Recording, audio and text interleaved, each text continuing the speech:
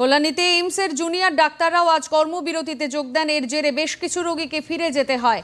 এইমসের super doctor Ajay Mallick জানান, গুরুতর অসুস্থ রোগীদের সিনিয়র ডাক্তাররা দেখেছেন।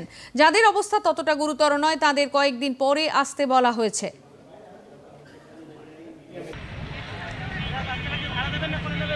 FARDO একটা অর্গানাইজেশন আছে যে রেসিডেন্ট ডক্টররা, ওরা সাডেনলি কালকাটা স্ট্রাইক করেছে। তার জন্য আমাদের এখানেও এই যা রেসিডেন্ট ডাক্তাররা আছে, জুনিয়র ডাক্তাররা আছে, ওরাও ওটাতে সামিল হয়েছেন। কিন্তু সকালে পেশেন্ট এসেছিল, আমাদের এক্সিকিউটিভ ডাইরেক্টর, আমি MS আর আমাদের সিনিয়র ফ্যাকাল্টিরা গিয়ে রিকোয়েস্ট করেছিল পেশেন্টদের, যে অনেক পেশেন্ট যারা এসে গেছিল কি একটু যারা নন সিরিয়াস হচ্ছে তাদের আমরা মানে একটু কিছুদিন পর আসতে বলেছি, 3-4 দিন পর, কারণ এই স্ট্রাইকটা আমরা এখনো বুঝতে পারছি না কতদিন চলবে।